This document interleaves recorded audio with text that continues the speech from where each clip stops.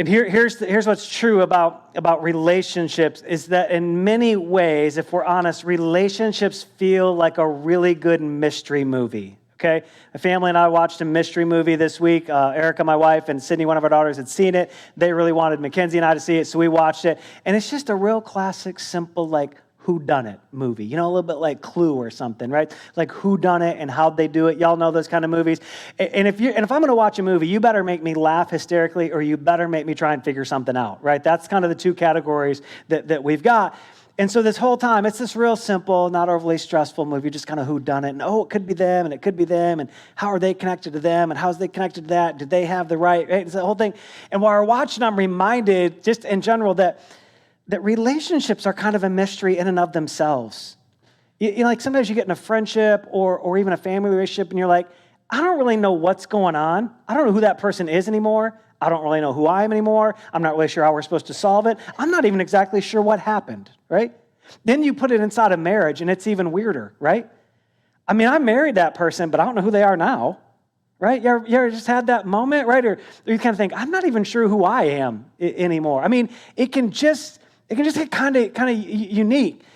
And the reality is, it can be challenging. So for the next few weeks, we're going to talk very specifically inside the context of marriage. But here's what I want to say to you. Like, we're going to talk about some just life-giving truths and principles and practices that'll fit inside of any relationship. So here's the thing. If you're young and you're not married, but one day you want to be married, like you think about that one day, like maybe even a student or whatever, I just want to say, like, start grabbing a hold of everything you can now. Like everything you can grab a hold of and understand about marriage, start grabbing a hold of it right now. Maybe you're newly married or been married for a while. Maybe it's going great. Maybe it feels like a disaster right now. We're going to talk about it. We're going to help each other in it. I also want to say this. I know as soon as we start going down this road of marriage, there are some of you today in the room and online who you've been down the marriage road and it didn't work. And you still, no matter how long it's been, sit in some level of that pain or that disappointment or even the mystery of what happened. I mean, maybe you know the facts of what happened, but it's still a little mysterious about how did we actually get there. It wasn't at all what I imagined or what I think we imagined, and there's still just the residue of pain and hurt there. Maybe you've even moved on and most of life is great, and you've really experienced tons of healing, which is so great, but there's just part of your story. And what I want to say to you today before we start is two things. Number one, I'm convinced that the same God that can help us inside of our relationships is the God who in the next few weeks can bring us a lot of comfort and express tons of his compassion for us where we're in relationships or have had relationships that don't work and didn't work. And the other thing I would just say to you is you're not alone. You're very seen. You're very heard. You're not alone in any of that. Now, one thing I just got to tell you to start so that we can be clear with each other is we do marriage series, family series periodically. That's great, but they're not all driven by the same thing. I need you to know what's driving right now. And it's real simply just this reality that there are an incredible amount of marriages that are significantly struggling.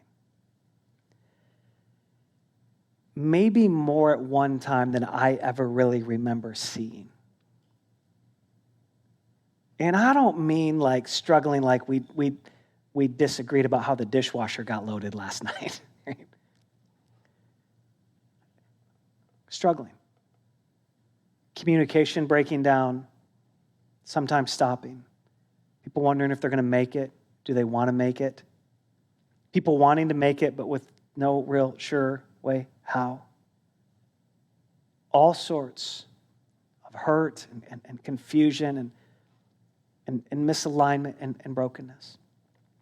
And so what I want to say to you if that in any way, shape, or form describes the marriage that you're in right now, or any relationship really that you're in like that, you are the furthest thing from being alone. You are actually probably right now in the majority. You're not alone. You don't have to be isolated. You're not weird. And it's not hopeless. So what I hope we can do is all come with the same just honesty that says, we could use some help. We could use some help. And here's the thing I want to say to you. There might be some people around you who their marriage is great right now. And do you know what part of what makes it great is they're always taking help. The best marriages are always learning, growing. They're always taking some help. So for the next few weeks, we're gonna navigate that. And with that honesty in front of us, here's what I want to say to you: is we're gonna dive into some real some core issues, some real practical issues, but we're gonna go after some very honest answers. They're not gonna be like a bunch of cliche answers. I'm for this, and that's fine. But if you want that, go watch a Hallmark movie this afternoon or something, right? Okay, it's okay. Like Hallmark fans, anybody, just put it up. Be proud. Be proud. Oh, you're all. There's a proud one. I mean, we had two embarrassed ones over here. I'm not me. Okay, so it's fine. If you watch a Hallmark movie, watch a Hallmark movie. Do it with some pride, okay? But we're not doing that, okay? We're going to talk about some real things. So in order to do it, we're going to jump right into the deep end of the pool right away. If you've got a Bible, I want to invite you to open it to Ephesians chapter 5 in the New Testament of your Bible. Or maybe you'll just open an app or something like that. And some of you, you're like, oh, Ephesians 5, I know that. And you do know that. Open it up anyway, okay? Because here's what we're going to do. We're going to navigate just some real foundational starting points and things that we have to keep coming back to, and we'll see where we've been maybe tricked and missed some things along the way. Ephesians 5, Ephesians is a great letter. First 3 chapters all about who you are and how Jesus views you. And if you wonder, who am I? If you wonder, how does Jesus view me? I'll just encourage you, read the first 3 chapters of Ephesians over and over and over and over and over and over and over again until it just saturates your soul. It'll start actually transforming the way you think and the way you view yourself. Last 3 chapters of Ephesians are all about relationships and these relationship dynamics we live in, including marriage. This guy named Paul, who writes it, and in chapter 5, he starts leaning in on marriage. And so here we go, Ephesians chapter 5. We're going to start reading in verse 21, and this is what we find. First line of this little section: submit to one another. I want to go back and get it again. Submit to one another. I'm not sure. Submit to one another. Submit to one another. We'll just pray and go home. It's good enough. I mean, literally, friends. That's it. Just if you like, you don't want to listen to the rest or whatever, if it's nap time, that's fine. Just get those 4 words. It changes everything. It literally will start changing. Submit to what? In fact, let's just say those 4 words together. Can we do it? Here we go. Let's do it. Yeah, there it is. That's also your reminder. It's okay for us to talk back and forth in church a little bit. Okay, but submit to one another out of reverence and out of respect, out of really admiration for Jesus and what he did for us. Like, he modeled this thing of sacrifices. So let's just do that. Submit to one another. And then Paul goes a little further. He says, okay, now let's play it out with husbands and wives here a little bit. So this is what he says in verse 22. Wives, submit to your own husbands. I got to say this, wives, don't freak out yet, okay? And husbands, don't get arrogant, okay? There's going to be 2 sides to this equation, okay? I know we get unnerved and we're really bothered in our culture by the word submit and everything else, but just hang on for the ride here, okay? Wives, submit to your own husbands as you do to the Lord, because this is what happens when you do that. For the husband is the head of the wife, and as Christ is the head of the church, his body, of which he's the Savior. As Paul's starting to paint this picture of how marriage can look a lot like Jesus looks at his people. Okay, let's keep going. Now, as the church submits to Christ, so also wives should submit to their husbands in everything. In everything. Again, that sounds really dramatic, okay? That sounds dramatic. And it is. It's really significant. But remember the lead phrase? Do you remember what it was? Submit to one another. Like it was like both, okay? So wives, Exhale. Okay, we got a moment. Okay, husbands, here it goes. This is where it gets good. Husbands, check this out. Husbands, love your wives just as Christ loved the church. That's what I'm trying to do, John. I'm just trying to love my wife.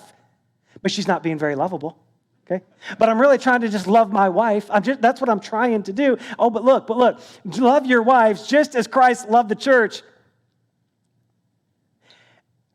and gave himself up for her. And I know we're only 7 days removed from Easter, but I just want to remind you of the story. That meant that he died for her.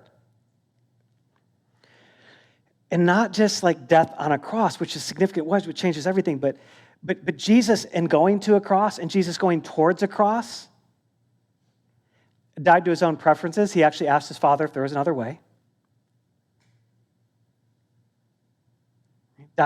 So gave himself up for her. Husbands, love your wives just as Christ loved the church. And for her, give up your preferences. And for her, give up some of your opinions. And for her, give up some of your conveniences. And for her, give up some of your comforts. See, wives, I told you yours wasn't that bad.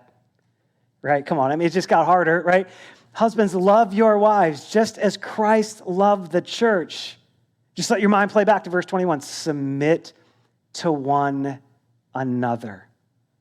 Because husbands, guys, when we do this, look what happens. We get to be a part of this holiness making of Jesus, to make her holy, you'll be actually a part of shaping her Jesus likeness.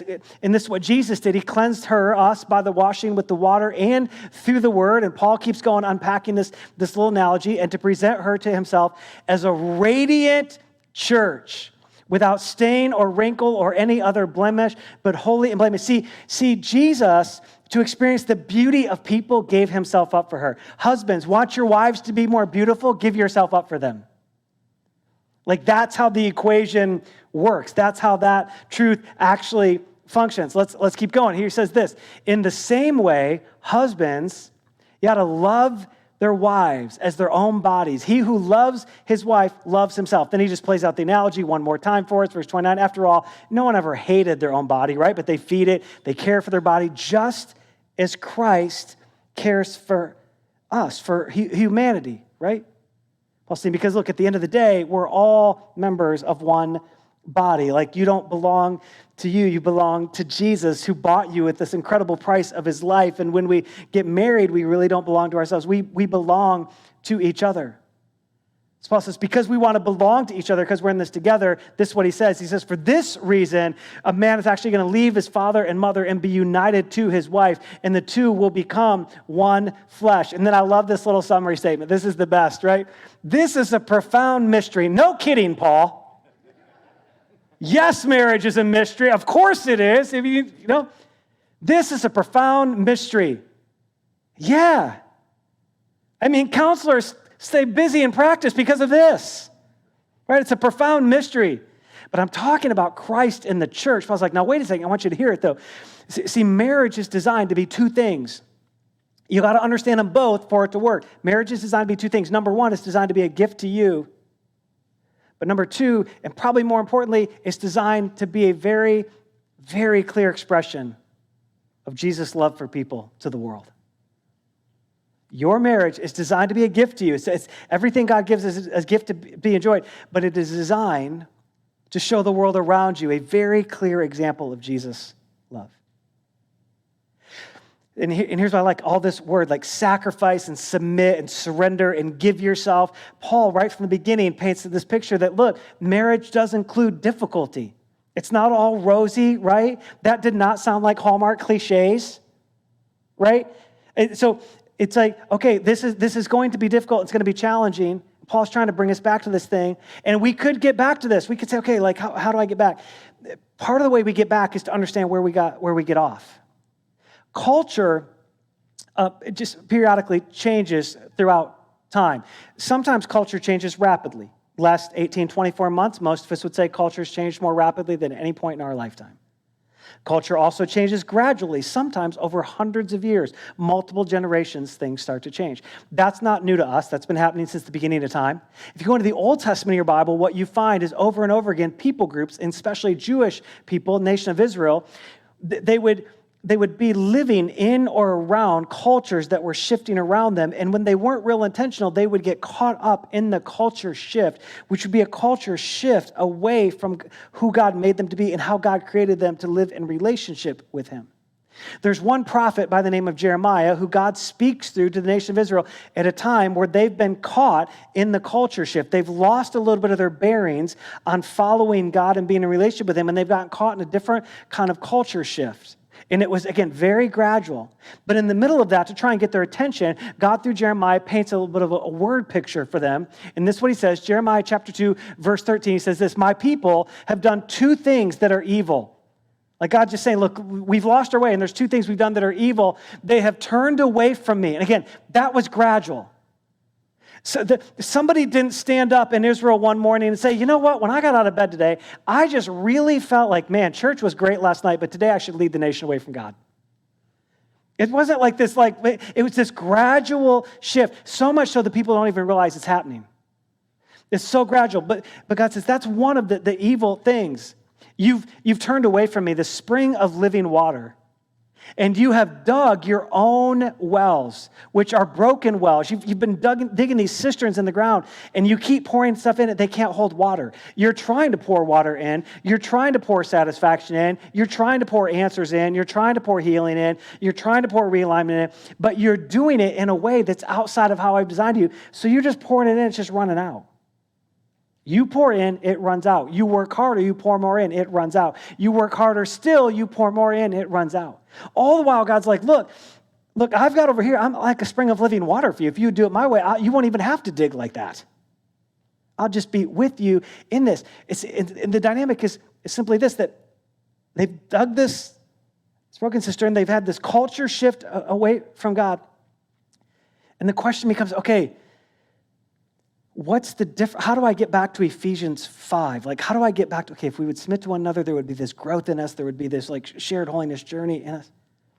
In order to see it, let's just do some comparing. Let's do some comparing of kind of some Jeremiah 2 type of living time frame, and let's do some comparison of Ephesians 5.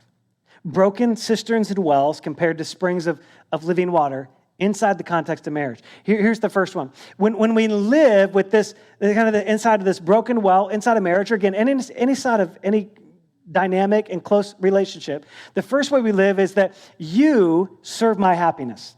You serve my happiness. And we say it, right? Why are you going to marry him or her? Oh, they make me so happy. They make me so, which is a great phrase. I mean, please don't marry somebody that only ticks you off, right? But they make me so happy.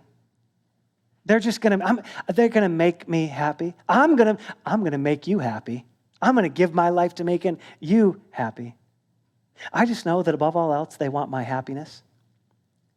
And it becomes, you serve my, but the challenge with that is this, that nobody is actually designed to carry the weight of making you happy. There are people in your life who God might use to contribute to your happiness, but no one person is designed to carry the weight of your happiness.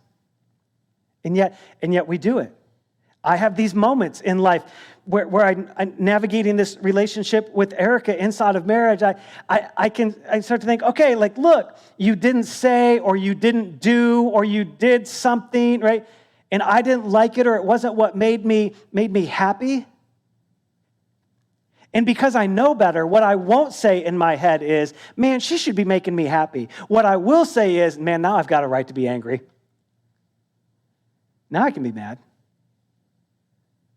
Now I can like subtly cold shoulder. Now I can subtly passive aggressive. Now I can subtly, right? Because I've gotten caught in the culture drift. You serve my happiness. You serve my happiness.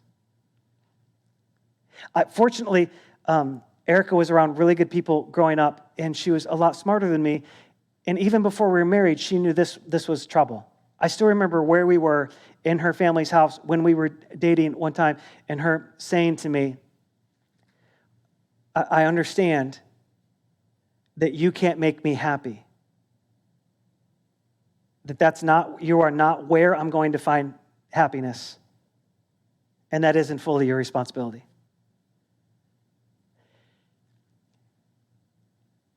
That's before we were married. I was super fortunate. to get to marry somebody that smart. But here's the deal. You know what? The culture drift is so gradual and it's so subtle that even though she knew that before we get married, we'll talk about this, she can still get caught in it. She'll still be like, if you didn't say something, John, or if you didn't do something, or you didn't notice something, or you didn't, right? John was supposed to do that. That would have made me so happy, that, right? And again, we do have this opportunity to contribute to each other's happiness, but you are not designed to carry the weight of singularly serving somebody else's happiness. Not your spouse, not your best friend, not the person you're dating. Not that pressure. The opposite thing is, right? The opposite, the Ephesians 5 way of doing this would actually be to say, oh, we serve each other's holiness. We serve each other's holiness. We serve each other's development into people who have greater and growing intimacy with Jesus. And that absolutely contributes to our happiness. But we actually serve each other's holiness. We serve the growth of Jesus in each other. And sometimes that's remarkably healing, and sometimes that's remarkably fun, and sometimes that's remarkably adventure-filled, and sometimes that's remarkably freeing. But we serve, the way we serve each other is we serve this growing work of Jesus. So we get married because happiness is some part of it, but we don't get married because somebody is going to fully make us happy. We get married because together Jesus is helping us together as a unit, as a couple, as a husband and wife, become a little more like Jesus. Because remember that the goal is that it's a gift to you and it's this really clear representation to the people around you of how Jesus loves people. It's just one example. Let me give you another one. If we plowed another broken cistern, here's the second one, that you join me at my destination, which simply means this. You join me at my destination says, I am who I am, and I'm not going to change, and don't you try and change me. And oh, by the way, because right now you accept me for who I am, don't you dare change, because if you change, you might not accept me for who I am anymore. I'm not going to change. Don't make me change, and don't you dare change. Look, this one, this is expanding like an uncontrollable wildfire in our culture right now. This is almost without limits right now. You join me in who I am. And look, we're not going to change each other, and don't you change, and right? And yet it feels so obvious, right? That's impossible. That's impossible. Just think about even if you say I'm not going to change, just to think about the things around you that change, that inevitably end up forcing change in you. I'm just going to let you in on a little bit of a window of how old Erica and I actually are, okay? But when we got married, some of you can't even go back this far, but when Erica and I got married, there were no cell phones, okay? Do any of you else remember some of that time? It's like some of you've never known that world, right? And there were no cell phones. So when you were gone, you were just gone. And there were these weird things you had at your house, as like answering machines, and they always sounded like somebody recorded it in a helicopter. Like they never sounded good, right? Just all this, right? And all of a sudden, cell phones come in, and we were actually kind of late adopters to the whole cell phone thing. But when we got cell phones, do you know what happened? Things changed. And all of a sudden, when we expected communication from each other changed.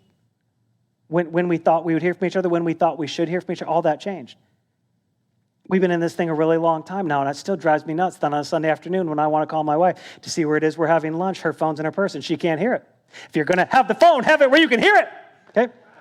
Right? Okay, that's just, but things changed, right? Things changed.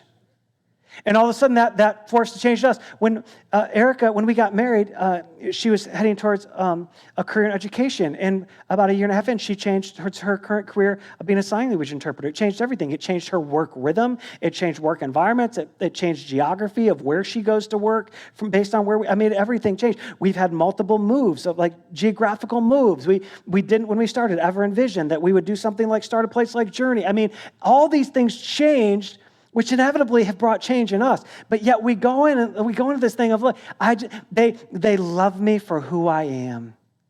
They don't expect me to change, which can be a beautiful thing until you change.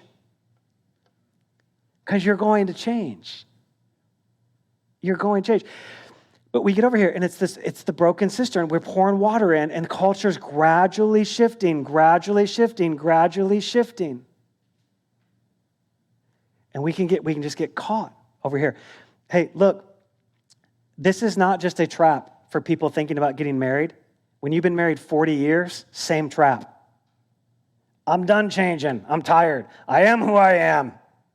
Deal with it. Right? We do the same thing, right?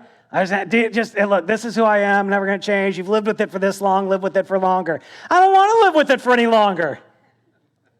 Right? I mean, it's the trap is the same. Don't think like, oh, I've been married 30 years. That could never be me. Oh, no, it's us. It's us. Why do we have to be careful? Listen, because we live in a culture where that's the very gradual, subtle shift that's taking place, and it pulls us out of this Ephesians 5 thing. But there's an alternative. Instead of getting married, say, okay, look, you come to me where I am, and neither one of us are going to change. Don't change. Instead of that, we can flip the script a little more Ephesians 5 ways to say, hey, look, we're going to commit to a journey together. We're going to get married for the journey. We're not going to get married just for the external adventure of what we can see and what we can accomplish and whatever we think the American dream is or whatever. Good or whatever, it doesn't matter. What we're going to get married for is we're going to get married committed to a journey of ongoing growth together, because relationships by their nature grow. Relationships by their nature grow. They're living, growing, dynamic beings. In fact, you could go so far as to ask the question, if I'm in a relationship that is not growing, is it actually still a relationship? Or has it become a function? Has it become a habit? Has it become a routine? Has it become... Relationships by the default grow. That's why the dynamic with Jesus is this growth. He's always got something new for us. There's always something new developing. There's always something new he's bringing us through, healing us of, inviting us to, a new dream he's launching, right? Relationships, in their essence, they grow. So we commit to a journey together.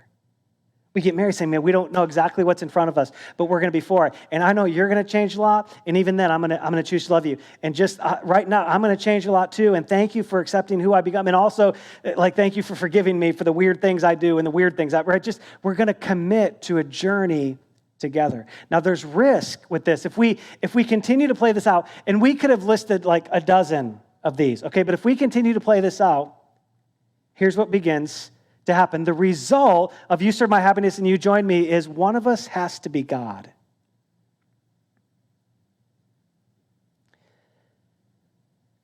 If we go into a relationship or we find ourselves in a relationship 30 or 40 years in, and our expectation is that our spouse or best friend or kid or parent, whatever, makes us happy, they serve our happiness, and that is the primary objective of the relationship, we have put them into the place of having to be God. We have put the pressure of being God on them. You satisfy me. You make me happy. And we got to be careful because we can do it with all sorts of religious-sounding language. It's so subtle. Or, listen, if we do that, we say, look, you make me happy, you make me happy. What we've actually asked them to do is treat us like a God. Erica, your primary objective in life is to make me happy. Completely puts me in the place of living like a God. And nobody's designed to live with that pressure. Nobody's designed to live that way. And yet part of the reason so many of us are struggling is not because we intentionally became this way, but because in the gradual shift of culture, we got caught in one of these. And today, all the Spirit wants to do through what he inspired Paul to write is to just give us a little revelation and say, look, I might actually be banking way too much of my happiness on you. What if we could actually just serve each other's holiness? I'm putting way too much on you to say, don't ever expect anything about me to change. Don't you try and make anything change. What if we committed to a journey of ongoing growth together? Because that's what the alternative is. I mean, we could say, okay, look, over here then, what we have is that we could grow together with Jesus. Over here, one of us has got to be God. But over here, let's just serve God together. Let's serve Jesus together. Let's serve this growing relationship with Jesus together, which assumes we're always growing and changing. We're always becoming a little more like Jesus. We're always becoming more aware of his power and his authority in our life and his clarity. We're always becoming more aware of his mission through us and his dream. We're always becoming more aware of his healing and his freedom, like always. We're always doing that. We grow together with Jesus. Let's go one step further. If we get to this point and one of us becomes God, then what we actually find is this impossible and it's destined to fail. It's impossible and it's destined to fail. You cannot win here. Because you weren't meant to be God, your spouse wasn't meant to be God, your best friend wasn't meant to be God, your kid wasn't meant to be God, your parent wasn't meant to be God, your boss wasn't meant, nobody was meant to be that. And while we don't outwardly name the people in our life that, the subtlety in it sets us up to experience something impossible and absolutely destined to fail.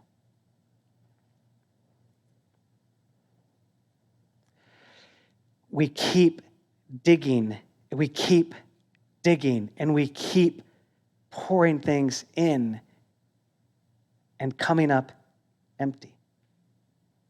It's like this. Let me just play this out for us for a minute. It's like we take the little strainer or the colander and we're pouring in. We pour in and we expect something to stay.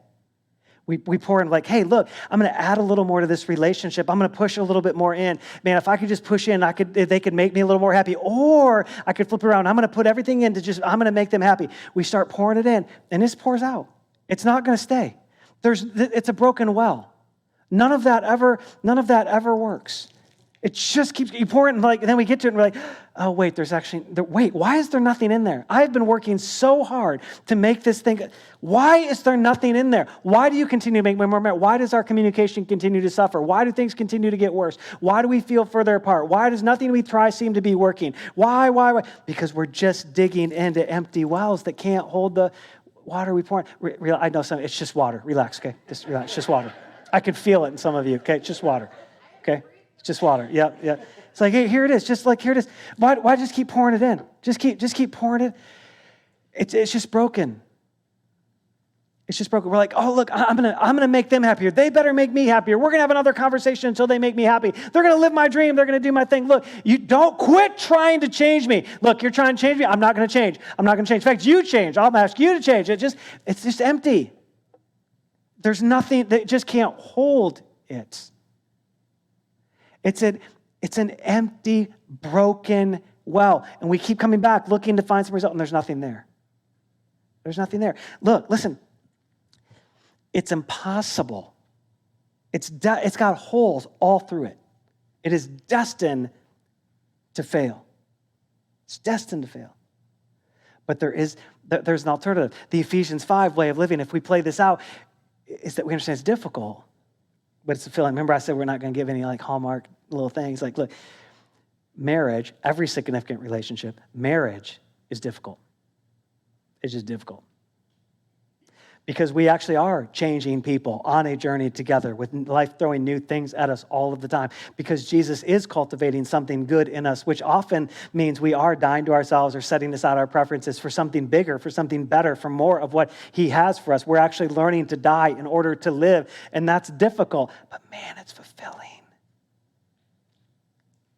When you navigate something as a husband and wife and you find yourself finally on the other side of it and a little more complete and a little more whole, it's shocking, but love actually grows. Love gets a little deeper. Intensity gets a little stronger. It's difficult, but it's so fulfilling. It's so fulfilling. Let's go back to where we started. Ephesians 5:21. Remember this? This is where we started. Submit to one another. Like if we would submit to one another, if we would invest in each other's life with Jesus, if we would invest in a oneness of growing in Jesus together, if we would commit to the journey, submit to one another. And we're really doing that out of reverence and trust in what Jesus has done and what he can do. I love this statement from a guy named Timothy Keller. Check this out. If you don't get anything else, Timothy Keller is way smarter than me. Check this out. This is what he says. Do for your spouse, again, you can put any relationship in there. Do for your spouse what God did for you in Jesus, and the rest will follow. Listen, do for your spouse what God already did for you in Jesus, and the rest will follow. Now listen to me. I know it's some of your thing. I know. But John, I have. Like I've given myself. I've died to myself. I've died to my preferences. I've tried to serve. I've tried to be like Jesus and give my life for. I've tried, but nothing's changing. They're not moving. I know. The rest will follow. The rest will follow. It may not always feel like it's in your marriage because you can't force anybody to change, and God won't force anybody to change. It's always by invitation. But the rest will follow in you, if no place else. Peace will follow in you. Healing will follow in you. Wholeness will follow in you. Compassion will follow in you. New ways of praying will follow in you. New ideas of serving will follow in you. New hope will follow. All of those things, at the bare minimum, they'll follow in you. They'll follow in you. Look, again, go back to Jesus. Remember how God did for you in Jesus? Go back to Jesus. Jesus gave himself for us. Jesus gave himself for us. And the scriptures tell us that more people than not will reject him. Your sacrifice isn't a guarantee of somebody else's change, just like Jesus wasn't. But there is a promise that the rest will follow in you. Again, we want to be as practical as we can be with this, right? Hand John, no, I want to just leave you, not with some grand statement, but two questions. Two questions just to think about this week, and talk about them with your spouse. Maybe you take 5 minutes a day, say, we're going to talk about this, or talk about them if you're dating seriously, have this conversation, or write these down. So if you one day later want to get married, or maybe you need to have this conversation out of a friendship, maybe you need to have this conversation with your parent, because the parent-child relationship just feels a little awkward and like there's too much pressure on you to be God, be this, or whatever it is, okay? But two questions, here they are. First one is this: where are you resisting growth to protect happiness?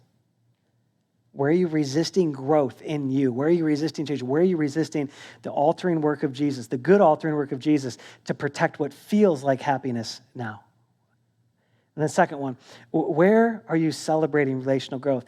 Sometimes it's just helpful to start where something's good. Hey, we asked for help. We got help. Hey, that's great. Hey, we haven't been to a counselor yet. We scheduled an appointment. That's great.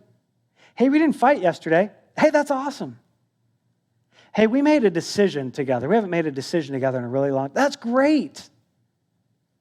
Hey, we just had an honest conversation about that things feel kind of flat for us. That's the word Eric and I use a lot. Like, sometimes if we're in a weird season, it's like, man, we just feel flat. We had an honest conversation. Well, let's talk about that. Just ask the question. Look, if you're young and you're dating, or you're older and you're dating, and the person you're dating says to you, I don't want to talk about questions. I don't want to talk about questions like that. I don't want to have that discussion.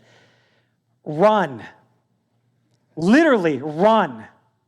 And tell them your pastor told you to. Okay? It's not going to end well if we can't even begin to have some conversations like this. Run. Okay? Because these questions like them, kind of bring us back to this place where we just ask again, hey, how am I doing? How are we doing?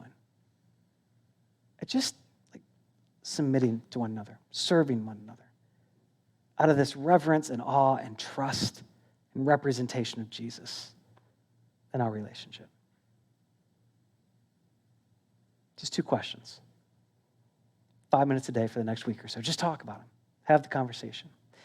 And here's the deal. To those of you who've already been taking steps, I'm so proud of you. I'm so grateful. You've reached out for help, or lots of people have gotten themselves into little small groups, or they've reached out to one or two people that were in a small group they served with, and they've just rallied together, and they're talking about things like this. They're navigating some of the weightier, harder things, and I love it. I just celebrate that in you and applaud that in you. Some of you have made steps to go to counseling, or you've jumped into a small group for the first time just because you knew you needed some help. You needed somebody to travel this with you. Good for you. Good for you. I want at the same time say thanks to the rest of you for how you contribute to those environments. When you give here, you're part of things like last week and Salvations. And when you give here, you're part of creating pockets where people get to jump in and find some help in challenging times in their marriage, or keep forward movement in good times of their marriage. We don't just engage in, and again, if you look at people who have some of the best marriages around you, it's often because they're always getting help. They're always in those kind of relationships where they're getting help. So I just want to say thank you for that, and thanks for your giving a part of that. If you're giving a Journey, it's great. You can give here in the room, black secure boxes. You can give online. You can give by text, whatever is the easiest method for you. And over the next couple weeks, we'll just continue to talk about this. Come on back next week. We're going to change some things up a little bit the next couple weeks and flip some things around a little bit just to continue to be as practical as we possibly can in navigating this mystery dynamic of relationships.